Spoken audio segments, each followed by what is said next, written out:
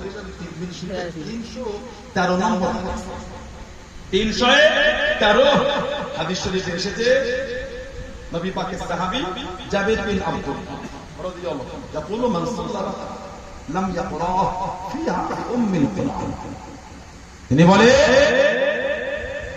নবী পাকে কেউ যদি নামাজে মনে করে কোরআন না পড়ে উম্মুল কোরআন কেউ যদি নামাজে উম্মুল কোরআন সূরা ফাতিহা না পড়ে তবে তার নামাজ হবে না। তারপর ফালাম তাসাল ইল্লা আইয়াকুনা ওয়ারাকাল তিনি বলছেন নামাজের পিছনে ইমামের পিছনে হলে ভিন্ন নবী পাকের সাহাবী বলেন কেউ যদি সূরা ফাতিহা মানে উম্মুল কোরআন না পড়ে তার নামাজ হবে না।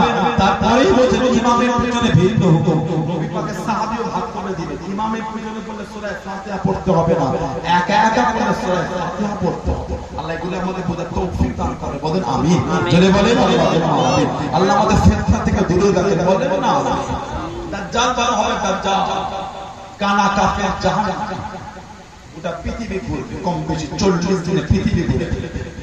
এই দাজ্জালের আগে দাজ্জালের ছোট ছোট মিনি দাজ্জাল গুলো ঘুরছে আর আমাদের বাড়ির ছেলেগুলো বোঝে না ভাই বলে মিনি দাজ্জালের ভক্ত তৈরি হচ্ছে ওগুলো সব কাফের দাজ্জালের ভক্ত ওদের ভক্ত হয়নি ভালো যদি বাঁচতে হয় রাসূলকে ভালোবাসো কাফের পেরিয়া